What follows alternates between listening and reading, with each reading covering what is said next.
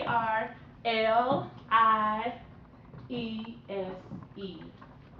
Then my last name is B as in boy, O-A, T as in Tom, E-N-G as in goat. Sharliese Boateng. My husband's from Ghana, West Africa. I met him when I went to Africa. I got married to him when I went to Africa. I want to go to Africa. Is it pretty down there? How do you spell your last name? It's like boating except an E instead of an I. So Boateng. It's nothing like it's depicted on television. That's what I thought. Absolutely That's what beautiful. One of our substitutes in music or band told us it's nothing like it is on TV. It's not starving. Like there are some arts that no one lives. Right. Yeah. When I first went, I had a flat screen TV in my room. Okay. It is kind of different though, cause I had to take a bath and like, you know how we go outside and wash our cars with the faucet? I had to take a bath out of something like that, you know, but other than that, it was okay. I had to wash my clothes in like a basin thing and with soap, you know, like wash, I didn't really have to wash and dryer. Yeah, so it's cool. And I had a mango tree right outside my door, so I just cut it open and eat a mango, and it's fresh. I want to go to Africa. Yeah, so it's cool. That's not what we're going to talk about now. Alright, so I'll talk about that all day, but I'm not. So, I am a pharmacist. I'm a Walgreens pharmacy manager in Forest City, Arkansas. And I come to talk to you about not only just a career in pharmacy, but how to get there, and also to tell you guys my challenges and my struggles that I had. Because just because I have a pharmacy doctorate, or I'm a doctor, quote unquote, doesn't necessarily mean that it was easy. Okay? Now, it's so funny because in the first class, I was rolling. Now, mind you, I'm such an impromptu speaker. I can just get up and I can just start talking, just like that, just like a gift I have from God, right? But it's so funny because I didn't write anything down from last class. So guess what? All of our talks that I have today are going to be slightly different. Because it's why? Because it's catered to the people that's in here. I don't know. I get a different vibe from you guys. You guys are like, I don't know, lively, intuitive. Y'all gonna ask me a lot of questions, right? Mm-hmm. Okay, good. All right, so let's get started. So, number one, like I said, I am a pharmacist. And I went to UAPB in Pine Bluff. I graduated in 2006. And I also played volleyball. And I really love volleyball. I wish I could find me a league right now I can play in, because I still got it, you know? But, however, because I'm getting old, can't, flow through that way. So anyway, with being a pharmacist, the first thing that you always have to remember is that you always have to have a plan B, okay? When in school, because your GPA does start right now, you want to make sure that you're doing everything that you can to make sure that your GPA is on point every single semester. Why? One thing that I have learned or found out, especially in my peers, that it's so easy to have your GPA increasing. It's easy to make A's and B's and have your GPA increasing, right? But when you have a low GPA and you try to increase it, that's the hardest thing. It seems like you can make a 4.0 one semester and you have like a 2.5 and only lose like a 2.6. That's crazy, right? So what do? You make sure that you do what you gotta do right now. Your GPA starts today or the first day of 9th grade. Not necessarily the first day of 10th grade in high school, right? So, number one, why do I talk about having a plan B? Well, in the last class, I told them that it took me 8 years to get a pharmacy doctorate degree, total. I went to school for 8 years. Now, the prerequisites, however, for you to go to pharmacy school is that you're only required to have at least 2 or 3 years of prereqs. So you basically go to ASU, UAPB, UCA, wherever you want to go. Harvard, you can go to Harvard for all I care. But all they require is that you have at least 2 or 3 years of prerequisites. But me, because I'm so smart and I'm like, I ain't letting nothing take me down. I'm going to make sure that I have a plan B. Because something is not always guaranteed. So when it's not always guaranteed, you say, okay, you know what? Thank you. It's all right. I know I probably did whatever. However, I have this to fall back on. So my thing was, I want to make sure that I got a biology degree or a bachelor's of science in biology before I went to pharmacy school. So just in case something happened in pharmacy school, which we'll get to that, then I can always have something to fall back on, right? So that's number one. Always have a plan B.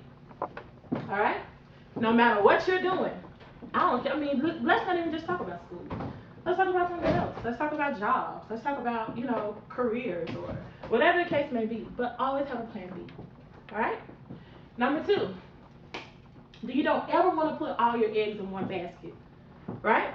What do I mean by that? Who's ever heard of that before? Putting all your eggs in one basket. Don't put all your time into one thing. That's good. Anything else? Anybody want to expound on that? You. Since you chose to sit away from everybody, like I'm not social. I can tell. I can look at your shirt. Didn't say. So, what was my question, Dakota?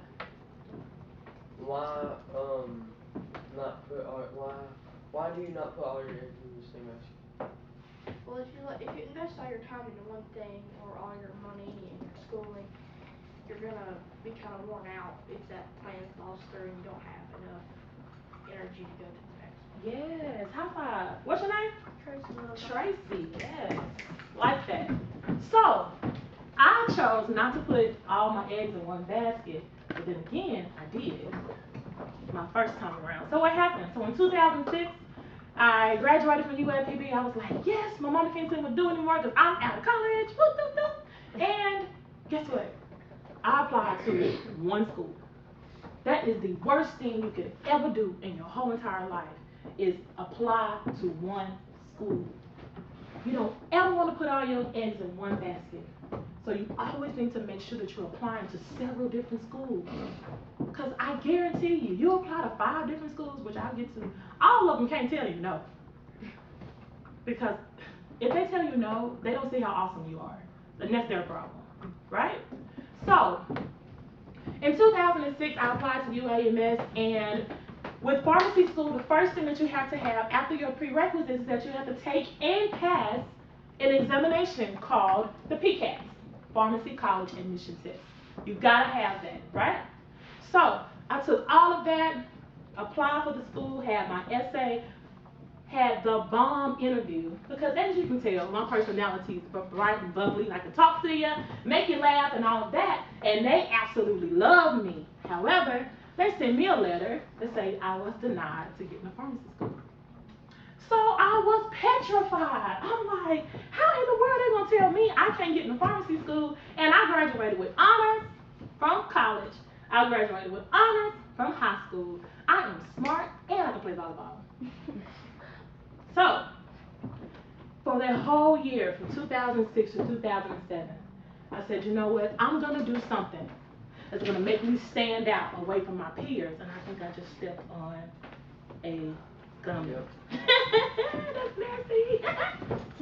Oh my God. Yeah, anyway. So, yeah, see. Yeah, that's great. It's okay. Yeah. But yeah, so all right, y'all don't mind. Okay, cool. All right, so here I am, right? I am sitting here, and I applied, and I didn't get in, and all of a sudden I said, you know what I'm gonna do? I'm gonna make sure that I do not ever let this happen to me again. So what did I do? More colleges. Yes, bingo. I love you, Dakota. You're my friend. So I decided, number one, from 2006 to 2007, I was going to make myself stand out from everybody because I can play volleyball. And I'm smart. So I was like, come on. And I'm awesome, right? So, from 2006 to 2007, I applied to become a certified pharmacy technician nationwide. So now I can go anywhere in the United States and be somebody's pharmacy technician. I took the test, passed it, and all of that. So now I have that on my resume, right? So now when the people at the pharmacy school look at it, they're like, oh wow, she's really, really, really serious about this thing because she went all the way to get a certification in pharmacy technician. That's the one thing. So you always want to make sure that you're doing something in your field, whether you want to be a dancer, whether you want to be, you know, a lawyer or something. Make sure you're doing something in your field, and that is volunteering or doing some type of job shadowing, you know, whatever the case may be, but make sure that you're doing something in your field, right? Okay, so I applied again. This time, I applied to 5 different schools. I applied to University of Tennessee in Memphis, Harding University, UAMS in Little Rock. I applied to UMKC, which is University of Missouri, Kansas City, and I applied, somewhere else. I forgot. I think it was like Virginia or something. It was somewhere out of state. I don't know. I don't really want to get into that school, but because I was just stuck on just applying to 5 schools, I was just, okay, that's cool. Thank you. So, yeah, that's great. Okay. All right, thank you. I just want to walk in my shoes. I just feel like we're family. Is that okay? I can take my shoes off. It's all good. I'm a country girl. Just make sure that it's away. Okay. All right, so I decided to apply to 5 different schools, right? I just named out all those schools, okay? So that's why I said don't you ever put all your eggs in one basket, right, Tracy? Right?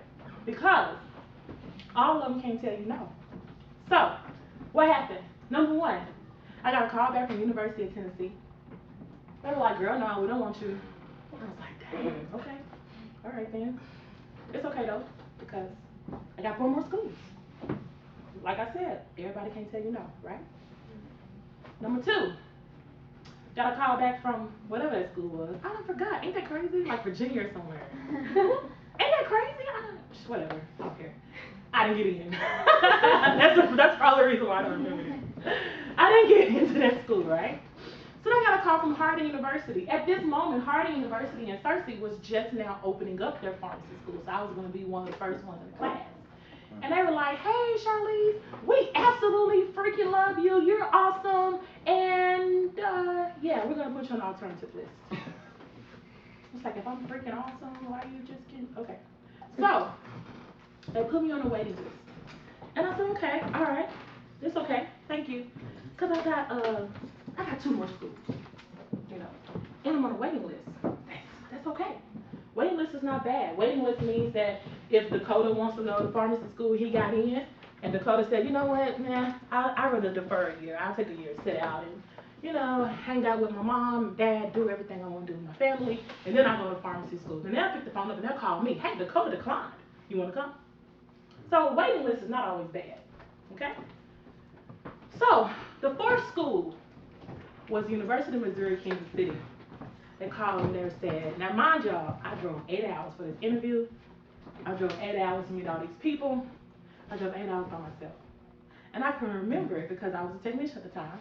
I had on my scrubs, driving like 70 miles per hour. And now I don't recommend this, okay? But I was driving, and like what I have on right now is essentially like what I had on that day for the interview. And it's so funny that I was driving and I changed clothes all at the same time. Because I knew I had to get there. Somebody say determination. Determination. Somebody say determination. Determination. Yes, thank you. Come on, I'm just trying to get y'all to, you know. Because my friend over here, like, she's about to fall out. You okay? You good? Okay. All right. So, with that being said, they called me and they said, hey, guess what? We love you. We want you to come. I got accepted into UMKC. Boom! Take that! I was like, yeah, I don't need nobody else. I'm going to University of Kansas City. Mom can't tell me what to do. I'm done.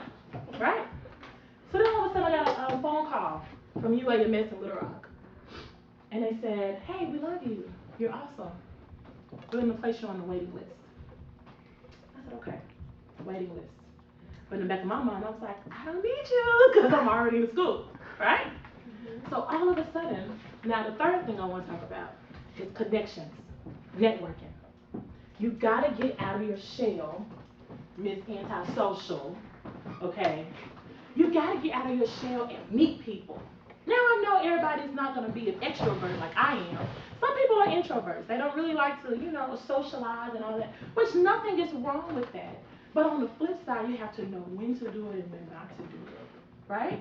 So when you're networking, you want to make sure that you're putting yourself in a position, not so much as, like kissing up to people, but letting people know who you are. Because you would never ever know who you will need. Just like everybody's sitting in the class in 9th grade, in 11th grade, 12th grade, you might need a letter of recommendation from Mr. Person. Do you think he'll write it for you?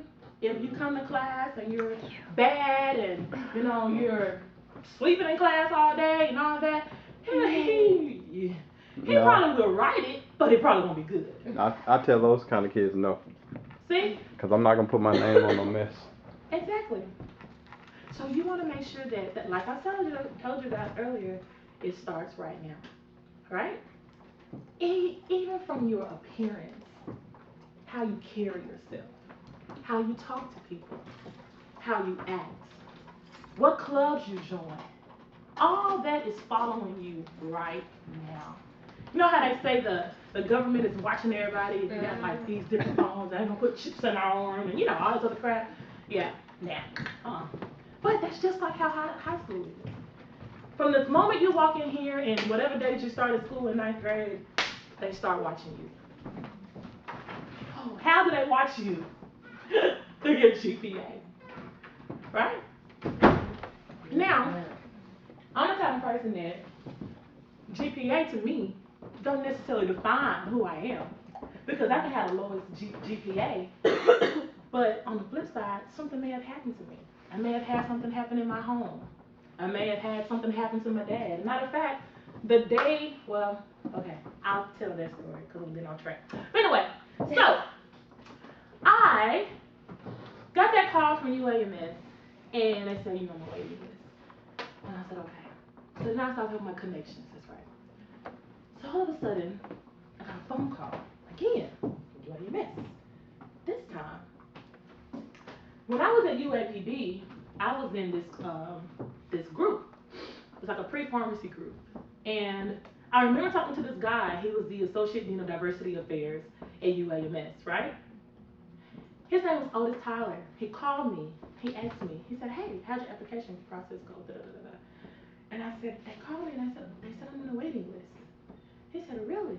He was like, wow. And so all of a sudden, I decided to let him know my secret. And I said, but I ain't worried about it because I got the UMKC. Yeah, because I'm going to UMKC. At that moment, he said, there is absolutely no way that a person of your caliber should go to another city and give them what you should be giving to Arkansas. I'm going to call you right back. He never called me back.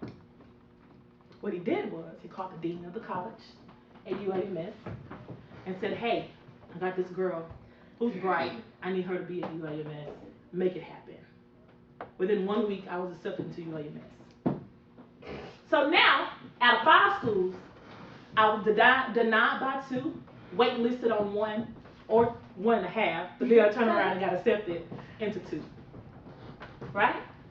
So at that moment, I said, woo, this is great. Like last year, I wasn't accepted anywhere. Now I got a choice to make. And so I said, oh my God, this is awesome.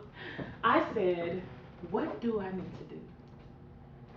At that moment, my connection proved to be so great that I said, I can't let him down, man. I can't let him down. He went through all that trouble. And then on top of that, I said, I don't want my mom and them to, pay for school. Because UMKC is out-of-state tuition. And it would have costed me about $20,000 or $30,000 a year. And they were 5 years as opposed to UAMS being 4. So I said, I'm going to do the right thing because my mom, they didn't pay for me to go to UAPB.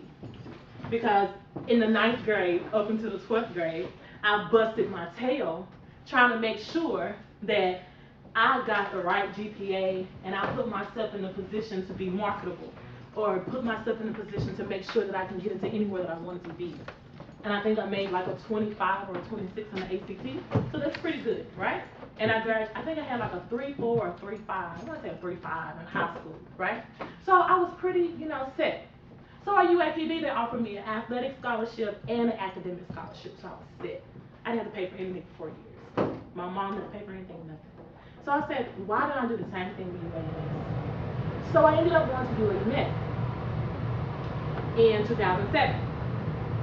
In 2010, the fourth thing I want to talk about is the fact that I failed a class.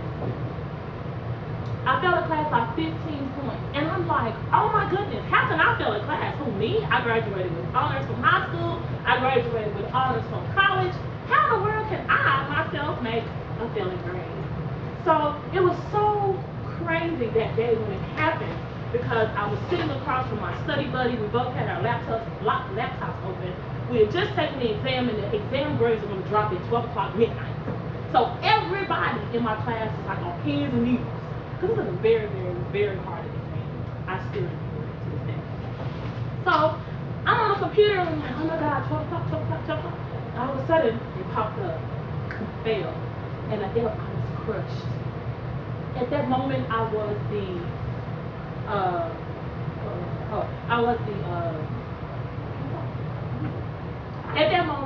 the president of the minority organization on campus. So everybody knew me. It was humiliating. Every single person knew me. So how in the world could I fail? So number 4 is the fact that failure is not always a bad thing. Okay? Why is that? Because sometimes failure can put you in a position to where you can now realize, okay, let me take a step back and try to reevaluate things and reevaluate everything, my study habits and all of that, and try to figure out this thing. What am I doing? Why am I doing this? At first, I was so scared because I didn't know what to expect. I didn't. So, how many of you know that failure is not always a bad thing? Do you know that? Has anybody failed before? You failed before, so how did you feel? What's your name? Jordan. How did you feel when you failed? You cried. It was what? Sad. Yeah. How about you? Yeah. But how did you bounce back from that?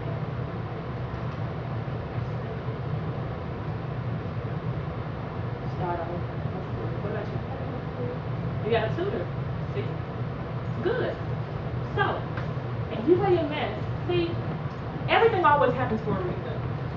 And because I just believe that God always knew that I need to be at UAMS for a reason, because He knew that I was going to fail. So guess what? In the policy at school, there was a clause. And in the clause, it said, hey, if you ever fail a class, if you ever make a D or F in the class, we'll give you one chance to make it up. We'll give you one chance to make that class up, but you must pass with a C or higher. I said, okay. All right. So, I made a C and graduated 6 months later than all the rest of my colleagues. So, of course, it was humiliating and everything, and everybody was saying, Sharliese this, Sharliese that. And, I just had to shut off all the negative talk and tap into something real deep within myself because I have to believe in myself. And that's the 4th thing.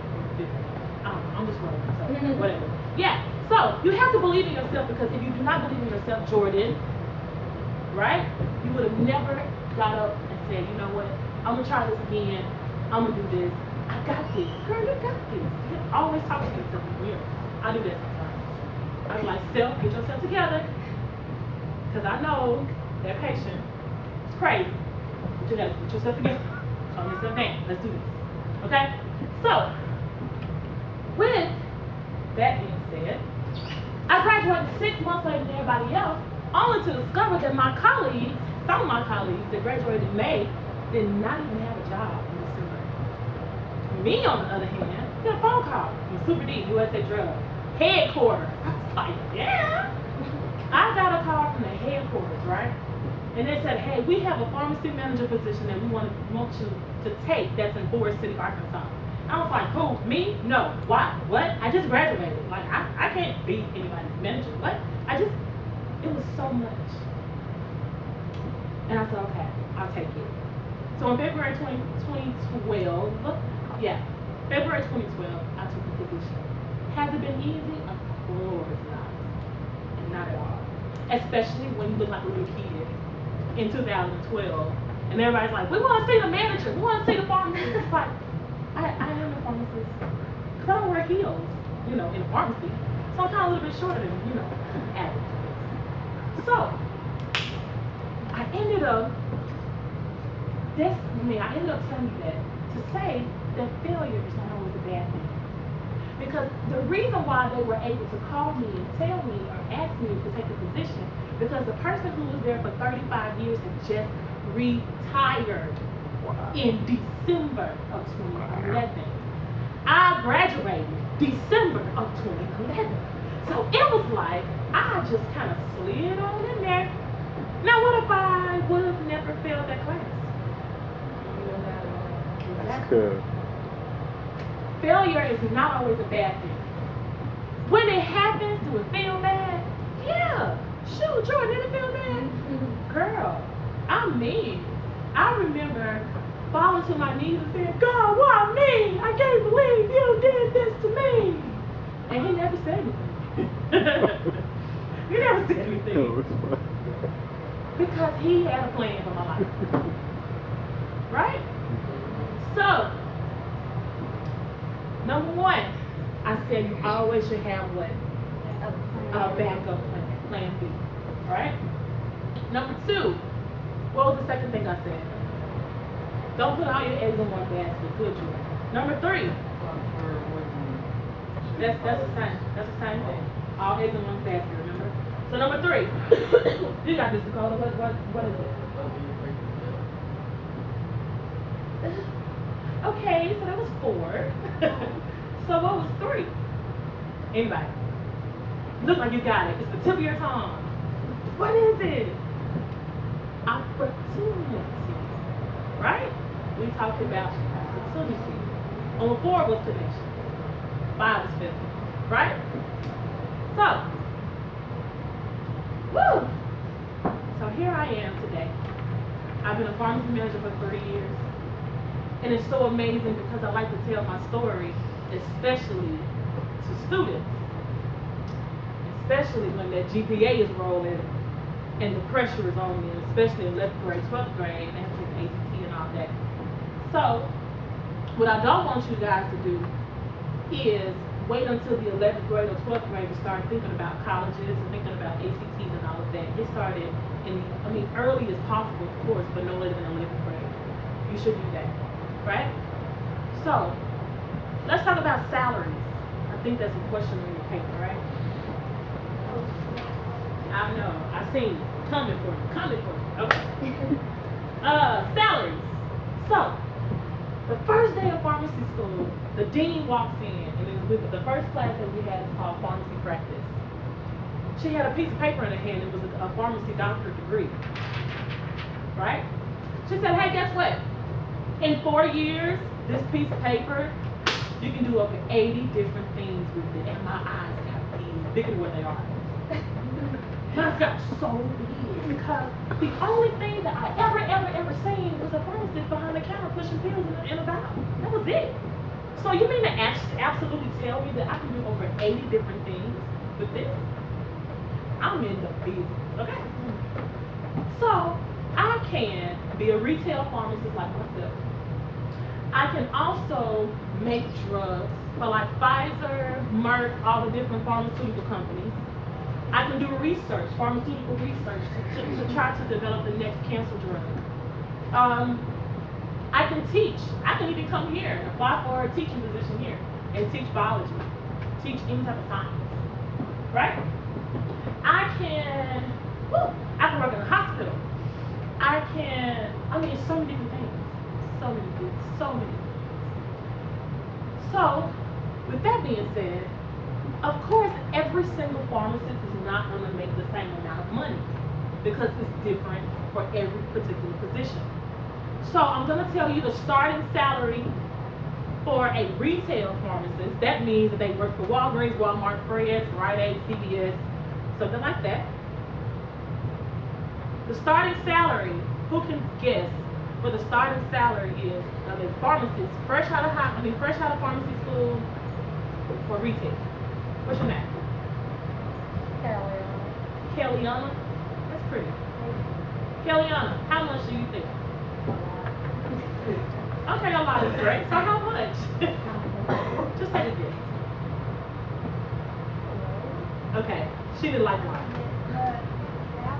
Okay, 50,000. Anybody else? You. Since you've been sleeping in class, child. Yes, wake up, honey. Give me this salary.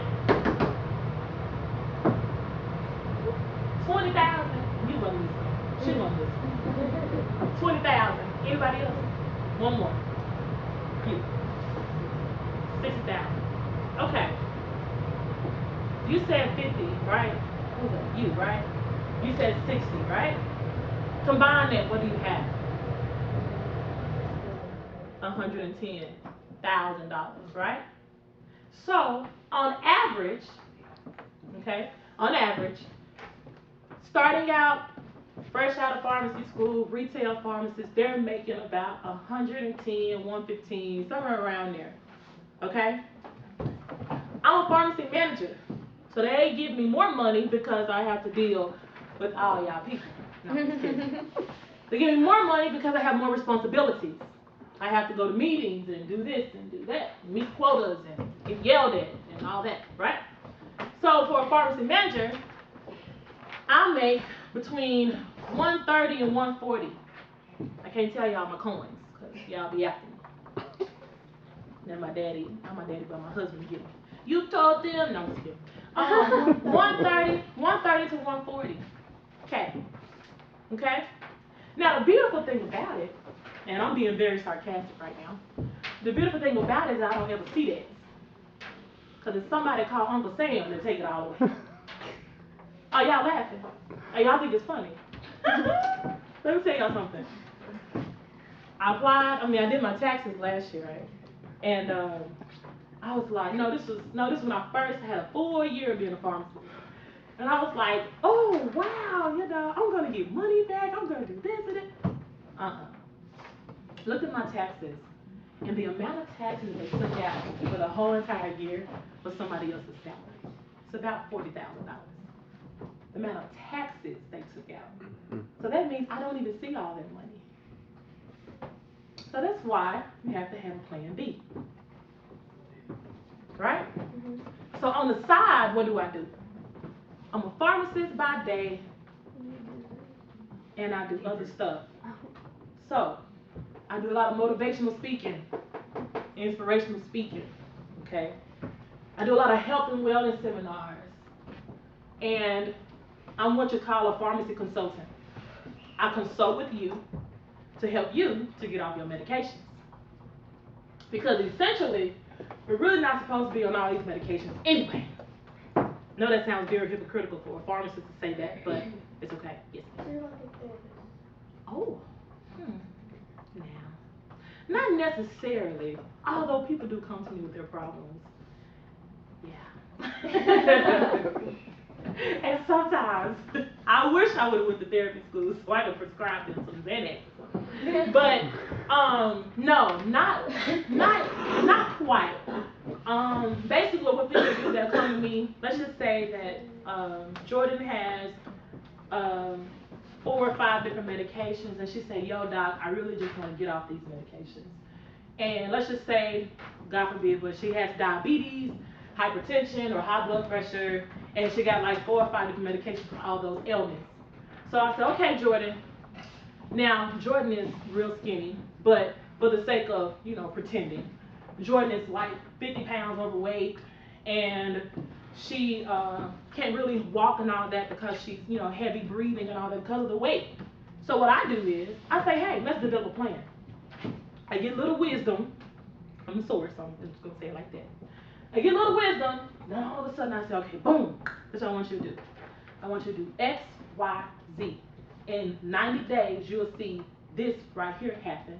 And then after that, you can come off of your medication because you're no longer needed because number one, the weight will be gone. And so therefore, when the weight is gone, the diabetes or hypertension drops. when you carry so much weight in your abdominal area, it increases all the other illnesses. Diabetes, hypertension, high cholesterol, all of that. I don't know why I'm talking like this. I just went medical on y'all. But yeah, so those are the things that I do on the side. Plan B is what we're talking about. So those are things I do on the side. So I'm writing a book right now. It'll be published next year. So I make sure Mr. James personally gets a copy of it so y'all can buy it. Yeah, but you know, I'm doing so many things on the side because Plan A, which me being a pharmacist, is not always guaranteed. That's another reason why I went to go get the bachelor's in biology, because it's not always guaranteed. You always have to think about the best interest of yourself. You know, yes, you think about the best interest of others and, you know, things like that, but you have to believe in yourself. And at a point in time, especially when I failed that class, I did not believe in myself. Everything that everybody was saying at first, I was letting that negative talk affect me. I am stupid. I am a failure. I am a nobody. I got all the way into the 3rd year of college or pharmacy school, and we only have 4 years, and I failed. I'm a nobody. I'm not going to make it. God, why did you put me through this? All that stuff. And all of a sudden, something rolls up in me like, girl, you better get your life together and let's fight. And so sometimes in life, things are not going to be handed to you on a silver platter, although some people go through that. Life is not handed to me on a silver platter. One of my favorite movies is Color Purple. Ever know that movie I met? Yeah. So Miss Sophia says, all my life I had to fight. That's my favorite line the whole entire movie. Besides, you tell her about the video not play. But that's my favorite line in the movie. It's my favorite line in the movie to the point where I wrote my essay for a scholarship with that line and told them my story. And I got the scholarship too to help pay for, you know, school. So failure is not always a bad thing. Always look for opportunities. Always connect with people. Always have a plan B. Don't ever put all your eggs in one basket. Everybody know the salary? Any questions? How much time ago? About 3 minutes. Yes, did great. Any questions? I think I gave y'all everything so you wouldn't have to have questions, right?